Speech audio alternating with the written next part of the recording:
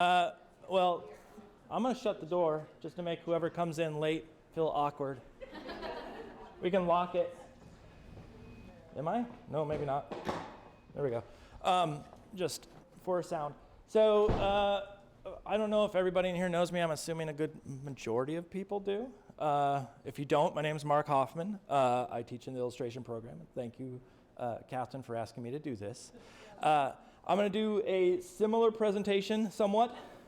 I changed it a little bit, but this is similar to what I would put into my presentations that I do at elementary schools. And so one of the things I didn't bring today that I have to save, I'm hitting the mic, I'm so sorry. One of the things I did not bring today is I generally bring treats and toys for the kids. They're sitting in my car, but I need them on Saturday. And it will make sense when I read the story to you. I'm going to read the story, and there's maracas involved, and I bought little maracas that kids can draw on and stuff. So there's a whole routine, so I'm going to sort of go through it for you. But I have been in the kidlit world for approximately 10 years, roughly. And I've been loving it, and partially because I am a little kid. For anybody that's worked with me, I see a head, Stacy. And every one of my students, I had a student come up to me the other day and say for Mermay that the 25th is farts. And they specifically told me that's the theme for that day for Mermay, where you draw mermaids. And so they know me well. My agent asked me to do a, what they call a lookbook, which essentially is sent out to art directors and editors, and we had to do little blurbs on ourselves. And one of them was just a fun statement about you. And so I wrote this, which is, I am a self-proclaimed idiot, butts, boogers, and or anything that would delight a cackling child in an inappropriate situation or right up my alley, which is very much true to me.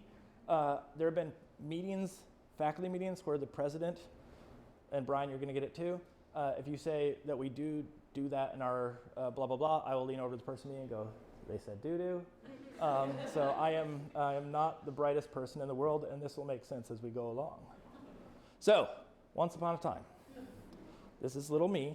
I think I was, I'm gonna guess about 4, maybe 5 there. I was a normal child, but then, as visuals will tell you, mistakes were made. This is, I believe, about 4th grade, somewhere in there. I had some looks through the eras. It's going to get, I left one out, but the next one is the one that's the big mistake. But I was kind of a weird kid, just in general. I mean, every kid's kind of weird, but it stuck with me. And I think I've become more of a nuisance and more of a problem as an adult than I was as a little kid. But, like I said, big mistakes were made. Yes, that's the one that everybody says Napoleon Dynamite. This was all natural. No special curlers involved. I did at one point, though, have what we called a crullet, which is a permed mullet. And I didn't know my hair was curly, but I would grow a mullet during wrestling season in Minnesota, and we would curl it with a permanent. And it was fun. And then they kept coming. So this is college, and I'll show you. I have a couple college pieces in here for any of the seniors that have already seen this. You already know what pieces are coming. But this is when things went wild. I was not into drugs. I was not into liquor. I was into making artwork and being an idiot in my apartment. And so I spent so long working on stuff late at night and lack of sleep and whatnot that I just started going crazy. And there's a whole story attached to this one that I won't get into. But again, seniors know the story. But this is the photo of me back in the day before I learned to eat. So from when I was really little, I started out with drawings like this. And I was... just like every kid, I love to draw, and you'll notice I have 2 fire trucks. I don't know if I wanted to be a fireman at the time. I do know that when I was in school, we had a binder that you would make as a little kid, and it said, like, what do you want to be when you grow up? And it said, I want to be an artist or a chef. But then it said, what are you going to be when you grow up? when I was, I think, like in second grade, somewhere in there. And I wrote, I'm going to be a bean. Like B-E-A-N. No idea what it means. The best I can fathom is that people said I was a string bean because I was really skinny when I was little. But to me, that sort of like encapsulates a little bit about who I am. And so if you look at some of these, there's some weird things. And the reason why I bring this up is this harkens to sort of what I do now. That there are things in here that I think are amazing. So I've actually recreated some of those fire trucks for some illustrations that I've done. Horses and things like that. I try to get a little bit wild with, I hear a beep. I just want to make sure it wasn't me. Oh, I think it's this actually. As I got through, I got into high school. This is my art teacher, Mr. Craig. His real name is Daniel Craig. It is not the Daniel Craig, as you can see from the look. He looked nothing like him. But this was the moment where I sort of knew that art was the thing. And he was the person who ran the commercial art program in my high school. We were lucky enough to have a commercial art program. And if you read through this, it's a lovely little letter that he wrote to my parents that I never saw until I was about 30. They saved it for me and they showed it to me later. And it's a really nice letter about like, he was retiring the next year and what an honor it was to have me. But he says in here things like, Mark is bright and dedicated, enthusiastic, responsible, insightful, and extremely talented. He's also humble, which isn't true because I'm showing this image to you all to show that he really cared. And I'm at the point now, I know he's probably in his late 90s, and I'm really worried that I need to connect with him again and sort of thank him. I think the next book I'm making, I'm going to dedicate to him because he was just such a superstar for me. But I want to go back and I want to look at one little drawing. This is the antithesis to all the school that I've had throughout the years. This is a thing that I want to do now. This is a drawing from when I was 3. Anybody guess what this is? A bean. Mr. Potato. No. This is a dinosaur. You can all see it now, right? Classic. But I'm going to show you a couple images later in this slideshow that show that like I'm trying to get back to this childhood through my artwork. And so as I start to work on these books, when I started out early on, it was about sort of realism and whatnot. And now the work that I'm making personally is much more in line with this, of trying to be a little bit more awkward, mess with perspective, do all the things you're not supposed to do in your foundation year. The next slide is a big jump here. We're going to college. These need some explaining.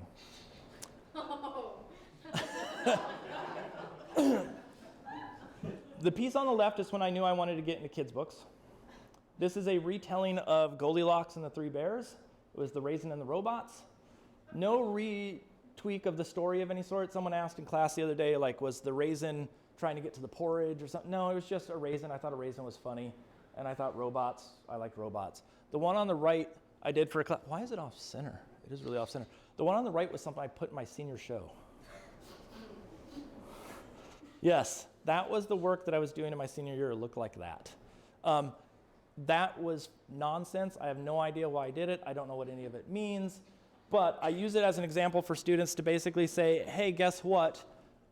You can make it as an artist because clearly you don't have to be perfect when you walk out of school because that's what I did. But you'll see I liked putting characters with little string limbs. The equivalent of this raisin shows up actually in Fruit Bowl. There's a character in here that's a little raisin. The little tiny limbs relate to stuff like, when I got to Fruit Bowl, I have a couple examples here to show sort of the sketching when I first started to get into kids' books. This is a page from Fruit Bowl, the book, for anybody that doesn't know the story, it's the idea of this is one that I authored, it's the first one I authored. It's about a tomato that's trying to convince all the fruit in the fruit bowl that it's actually a fruit. And so he has to prove that he has seeds inside and whatnot. And so this is the page where you learn that green peppers and peas and eggplants and squash and avocados and pumpkins and all that kind of stuff are actually fruits. And I did a digital version. This is how I pitched it. And my agent came back to me and said, we don't like your digital stuff, which is fine. She wanted something that was a little bit more traditional, and so I came back and I did the finish, and this is the finish from the piece. So you can see it's relatively close in translation. Most of my sketches start out with some pretty rough line work. I clean them up a little bit, but I don't do a lot of color because I like to play with color while I'm making. And so this one's from Dirt Cheap. This is the other one that I authored here, the green book. This is Birdie. This is the sort of start of the book where she's trying to raise money to buy this soccer ball. I don't want to reveal the twist in the book if you ever want to read it. But I want to show you sort of like, I'm trying to actually break away from all of this. This is too formal, this is too perfect for me. In fact, when I sketch nowadays, I'm trying to go back to that little dinosaur that I had. And the reason I want to go back to that dinosaur is, one, because I feel like it's more lively and it's not as stiff. I am a person who doesn't like to paint by numbers. I don't want to plan. If I could do an entire kids book without ever sketching it out, I would 100% want to do it. My goal for a kids book, for ones that I'm writing right now, every page is its own illustration. The character doesn't really carry over from page to page. So it's not really a narrative. It's more concept driven because I don't like this. I don't like having to draw from a sketch. But ultimately the industry requires something like this. So when I worked on Penny, they require things like me doing character sketches. So this is a penny's worth. That's the first book in the series. There's another one down on the end, A Dollar's Grand Dream. Credit Card Takes Charge is coming up next. That comes out this summer, I think, or early fall. And then I'm still waiting on the manuscript. I signed on to do Piggy Saves the Day, about a piggy bank. And so it's all like financial literacy for kids. And it's all kind of silly puns. And again, it goes back to that idea. They came to me because you take an inanimate object and you draw little legs on it. And that's sort of my thing that I've always loved. Going back to sort of college days, it was all kazoos and luchador things, as you saw with the mask at one point. There's a bunch of things that are just, I like inanimate objects with faces.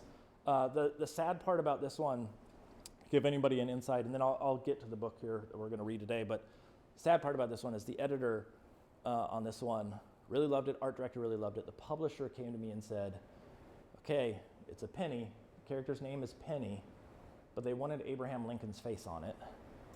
And I said, but that doesn't make any sense if the character's name is Penny and it's referred to, the gender is she throughout the book.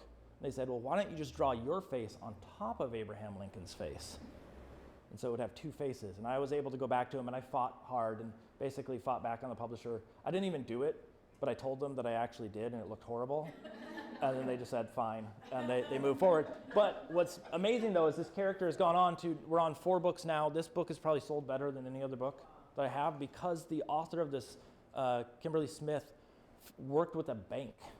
And they basically bought thousands of copies to have in their branches and to donate to all the kids in North Carolina's school system that they're in.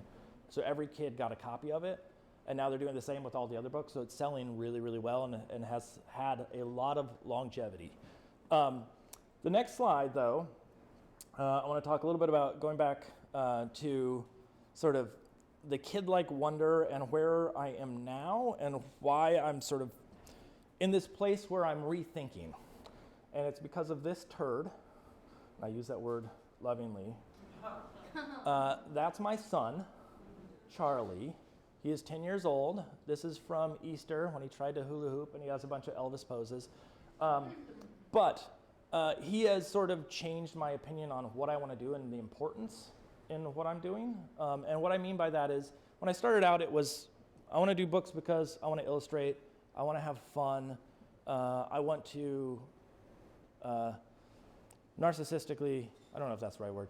I wanted to be famous and I felt like books would be fun to do that with. And then I see someone like this who does these amazing drawings, and I think these are better than anything I could do. This elephant up top, that's this weird block elephant. I don't know why he did that. He has a T-Rex here, so you can see his dinosaur, and it's a joke about him not having long arms. He does these amazing images, and I'm just like, I have so much fun trying to like boil down my upbringing through the art system to make something that is sort of rudimentary like this, and trying to convey why that's fun to other people, that it spawned a bunch of other instances in my life. And what I mean by that, I want to doodle more, I want to play more, and I want to not live by the rules. And that started me down this venture, which has sort of taken over my life a little bit more than I want it to. I had a friend write to me and say, during the pandemic, I need someone to talk to, I'm bored in my studio. And I said, well, why don't we hop online and we'll draw, and we will chat with each other.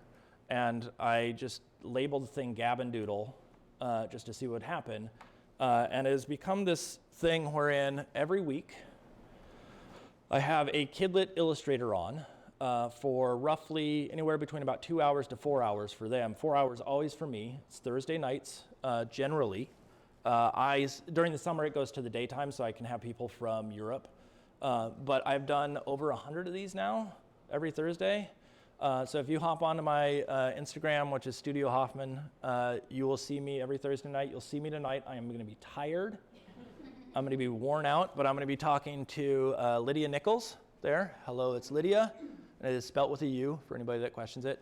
And it's a chance for me to get out and meet people. And I've met all sorts of folks, everybody from sort of standard sort of debut authors all the way up to Caldecott winners, et cetera, on this thing, and it's just become this beast of sorts. I'm getting recognized in locations for doing this. In fact, when we had the admissions event this last Saturday, someone came up to me and said, like, "Oh, we were just watching that on the way up here. We didn't know you were at this school." And it's like, "Oh, okay, cool." It's just sort of become its own thing. It's a lot of work, and I don't get paid for it. It is, but it's a love of the game, and this is sort of where I've transitioned to. Is I'm not as worried about making the books now. I'm more about the sort of education side, and I've realized that I'm not a teacher who likes to illustrate. No, wait, I did it the wrong way. I'm not an illustrator who likes to teach. I am a teacher. Hold on. You know where I'm going. You know where I'm going. Teaching's more important to me in all avenues. And so this is a chance for me to hop online and talk to people, but also we use it as an educational thing for talking about starting your career, talking about how you land agents, how you sort of develop a style. And basically, I talk to hundreds of people doing this, and it's amazing. And I've met all these people, and I've learned so much about the industry just from this cohort of folks that I basically call friends now. And some of them are around the other side of the world, but I talk to them on the regular. In those, I have shifted to this, which is more my aesthetic now, which is collage. So I've jumped from paint. All these books are paint. I haven't done a single book in collage. I jumped to collage after all these books have been done. The next book that I want to do, I can't even do collage because it is part of that money series, which means that I have to stay in that style. And it was done in paint, so I got to go back to paint. And paint's okay. But the thing that collage has helped with is I refer to it as drawing with scissors. And the advantage there is I use big clunky scissors. I don't use an X-Acto blade.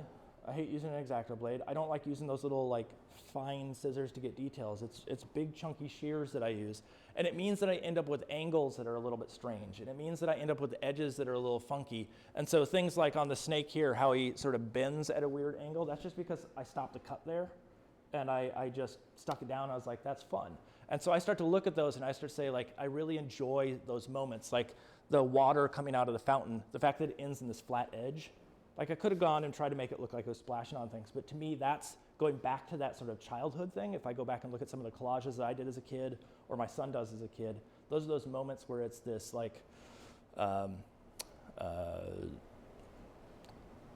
do I describe? I want to say basically that you have no rules to play by, and water can just end like that. And so I've been doing these, and I've been loving this collage, and it still marries some of the stuff that I've been doing. I've had art directors come to me and say, "We want you to work on this piece," and I say, "Can I do it in collage?" And they go, "Well, we weren't thinking collage." And I say, "Okay, show me what kind of work you want me to do. Pull stuff from my portfolio," and then they pull a bunch of collage stuff. So clearly, they don't know that it's collage all the time. And to me, it's about the process. It's not about the finished aesthetic. Like I don't know if anybody would look at these and go, immediately it's collage. But the process is more fun for me, so I always want to hold on to it. And so this is, I pulled this up here because this is that dinosaur. This is me trying to get back to those kid-like dinosaurs. So the proportions are completely wrong. The mouth, they shouldn't have black inside their mouth. You should be seeing through. But to me, it's funny that they have this solid black there. The fact that I love the legs on the bottom right one, where he's got these really long legs. It's all those little funny, weird things that are what are enjoyable for me because it goes back to sort of the humor aspect of all of it. In turn, this whole thing has led to a total of 14 books so far, another 15th on the way, and I'm writing 16th right now. And that's been over... don't do that. Boo you or something? Yeah. I don't take compliments. If you tell me my shirt looks nice, I'll go, I got it on sale. I won't tell you it was expensive. I'll tell you that I got it for cheap, and that's the only reason why I'm wearing it. But the most recent book that has come out is this book, Soren's Seventh Song. And this is a book that was written by Dave Eggers. Does anybody know who Dave Eggers is? Yeah, I figure a lot of teachers would know. So Dave Eggers is a Pulitzer-nominated author for a heartbreaking, no, I thought I had it in here as a slide. Heartbreaking work of staggering genius. He also just won the Caldecott, which is the big, the Newbery, which is the big writing award for Kidlit this last year. And he has been just a phenomenal author. He was Times Book of the Year, all LA Times Book of the Year, et cetera, for that Staggering Genius book. And he's written a bunch of stuff, but the one thing that I knew him from originally was McSweeney's. If anybody knows McSweeney's, he's the one that started that. He started Illustoria, which is a kidlit magazine, and has written for movies, all sorts of movies. He actually co-wrote Where the Wild Things Are with Spike Jonze. And so like when I got this contract in, I normally get a contract from my agent and it goes, here's a book that you want to look through. Tell me what you think. And when I got Poop, the book up there, it had no author attached to it. And my immediate reaction was like, oh, this is someone famous. Because they're not going to tell me who the author is. And maybe it was like, my initial thought was like, oh, this is written by Barack Obama. And he doesn't want someone to know. And in reality, there was no author to that. It says Poppy Champignon. They made that up. It's just the editors came up with the story. They just wanted a book about a word. So when I got this one, and I was like, oh, this name sounds familiar. And I remember being in Michael's at the time, and I was buying some art supplies, of course. And I was sitting there, and I'm like, Dave Eggers, that sounds really weird. Like something I know, but why would I know this? And I looked him up, and I was like, first thing I got was all the movies and Pulitzer nominated. And I was like, oh, okay. And I immediately, before I even read the script, I was like, yes, to my agent. What's weird about this book, and I'll read through it for you in a minute, is it is published by a different company. McSweeney's also publishes books. But Cameron Kids, who is the company that I've worked for, they did Poop. They did A is for Apple and Less, I Am a Saurus. That may be the only ones that are up here. But they came to me with this, and I was kind of a little bit weirded out by the fact that it wasn't McSweeney's printing it, and it'll come into the story as we talk about it. But I had worked with them, and so it was a pretty easy yes for me across the board. I got the script. It was long. It's an abnormally long children's book. It's general children's book, 32 pages. This was a 64-page. If you get rid of the front and back matter, you end up with about 54 pages, somewhere in there. And about 3 or 4 times the amount of text, because it's Dave Eggers. He can get away with it. He can write whatever he wants, and everybody says yes. And it has this story, and the story is about a whale, and the first thing I saw in it, though, was eels. And so I started drawing right away before I even really read the story or figured out what it was. And so I started drawing these eels, and I was like, oh, Dave's going to love this because it was funny. And I put on the hat, Yas Queen, and You're Number One, because they're fans of the whale in the book. And so I was like, he's going to love this, and this will be really fun. And I showed it to him, and he immediately shot down some of the ideas. I guess my slides are out of order because this isn't supposed to be here. This McSweeney's was supposed to be when I talked about it then. But those are the 2 books that the Eye and the Eyes and the Impossible is the one that won the Newbery, obviously the heartbreaking work of staggering genius. So we did all this, and then I'm going to go read the book to you now. I got to jump out to my books. Let me find it. Here we go, books. Of course, it's.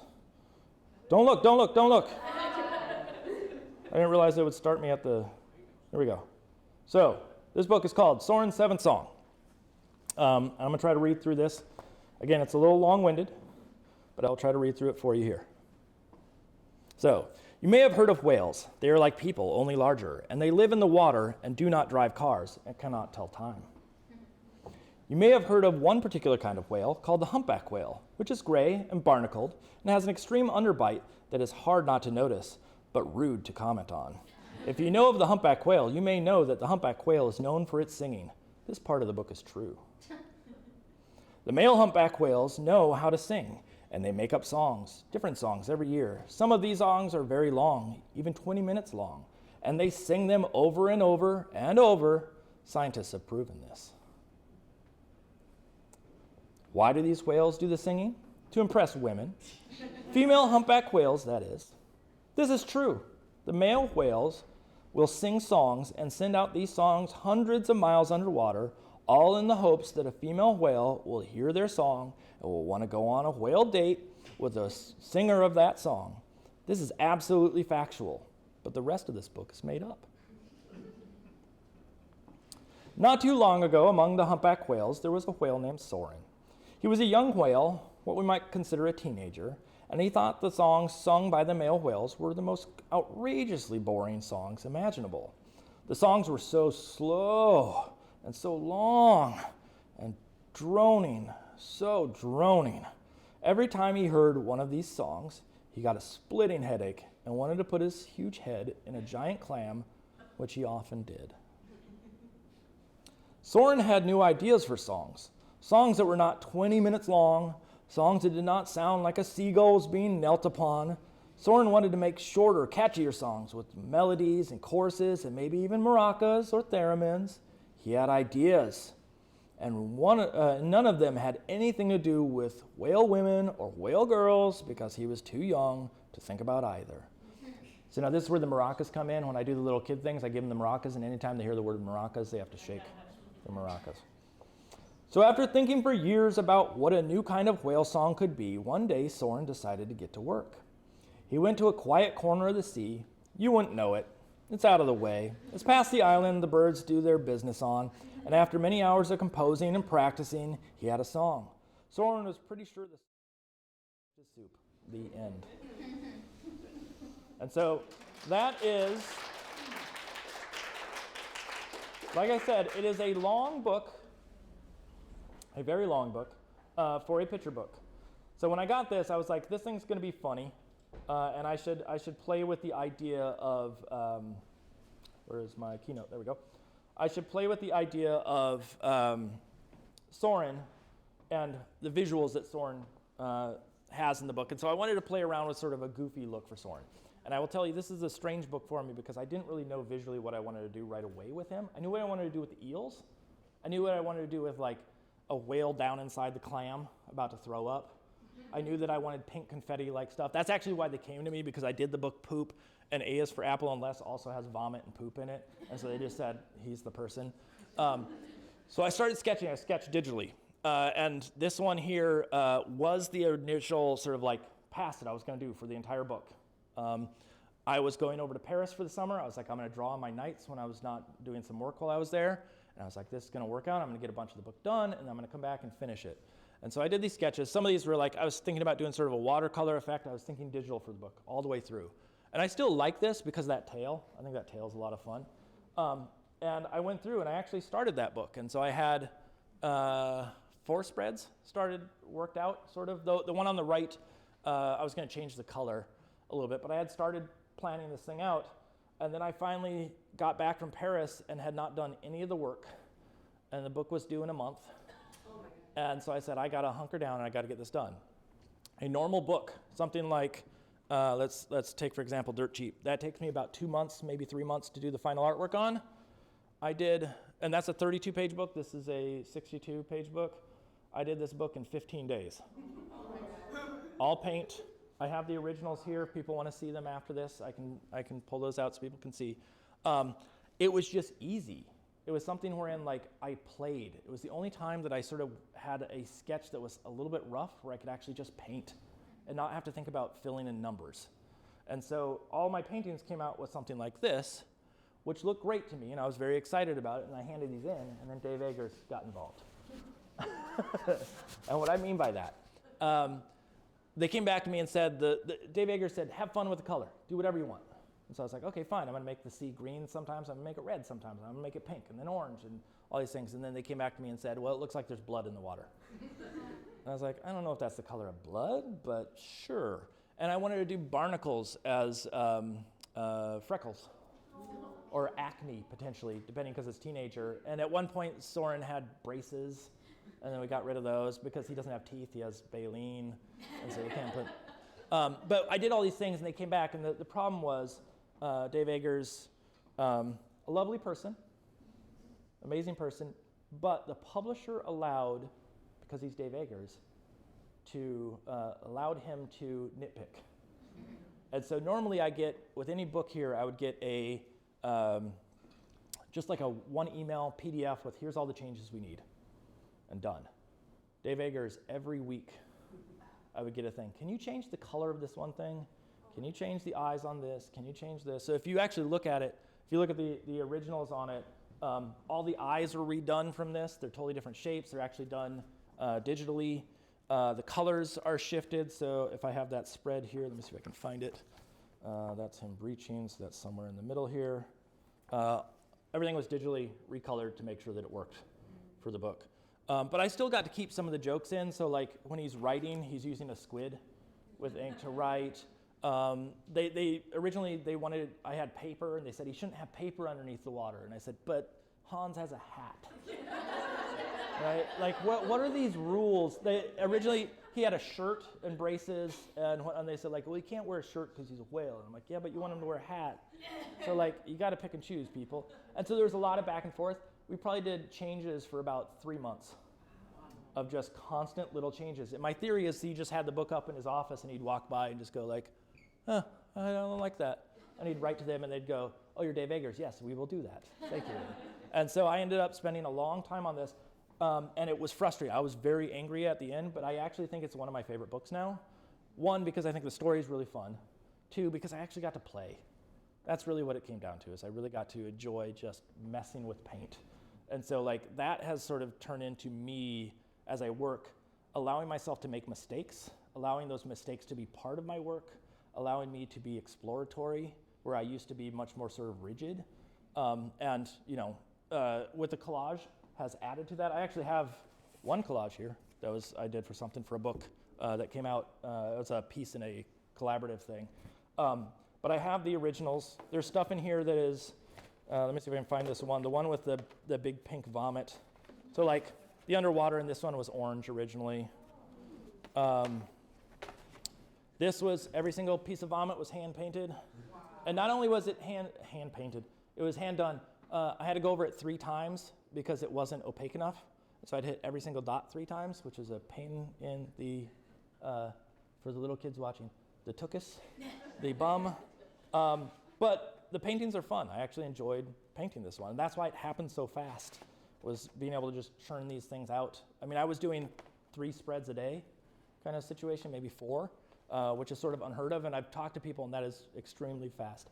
So I want to go to questions here in 1 second, but I will end on this. This is a photo for anybody that knows that I'm a little silly.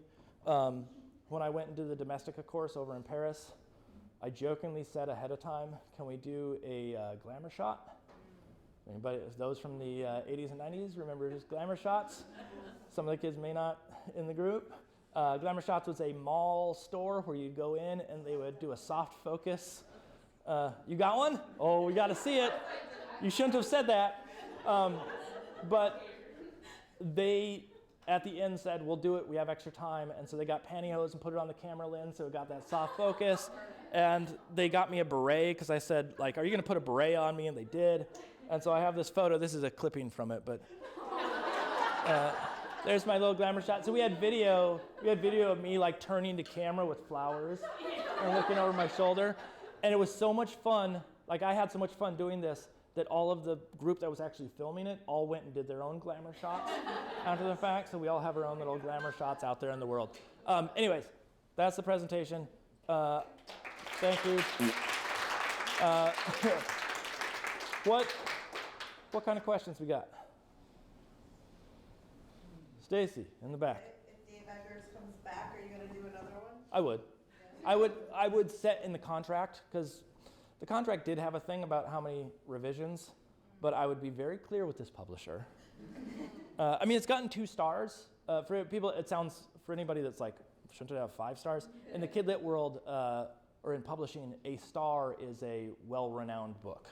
and it gets seen by more publishers, or not publishers, more libraries, more booksellers, et cetera. And so if you get a star, the only other star that I got was on Dirt Cheap. I got 1 star on that one, but Soren already got 2 stars, and it's gotten good reviews across the board. So if it came back, I'd happily do it, partially because of the clout of like his name. I mean, he's now a Newbery winner. I was hoping that would rub off on this one too, because he got that right as this came out. Yeah, Ben, go for it. So you got penny, you got dollar, you got credit card. When's loan shark? Loan shark? Well, actually, you know what's a funny story on that? When we did, and it hasn't come out yet, but a credit card takes charge. There was a point where the credit card needs to pay off its debt, and it pays with a check. And I was like, I was originally going to have a check, and then I wrote to them, I was like, wait, are we going to have a book about a check at some point?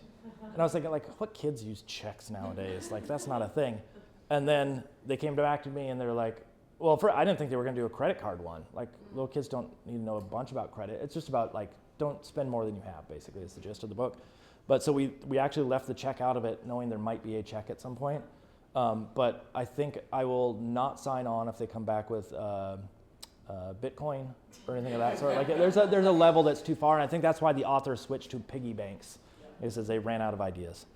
Yeah, go for it. For a book that you're not writing, do they come with the pages already set with like what text will be on what page? Like, how does that work? Depends. So generally it's a manuscript, and it's sometimes paginated in the sense of like they will say this needs to be on this page, etc. Sometimes they come with what's called a galley, which is essentially the entire book laid out with the text on the pages that it's supposed to be on. And so you can see what the size of the type is and where they're thinking it could be placed. But most of the time it's just a body of text, and you break it up into what you think would make sense. You can also work with the editor to say, I think it'd be cool for the story if we move this paragraph to the next page, or if we, split, like especially when I get into books like, Pennyworth.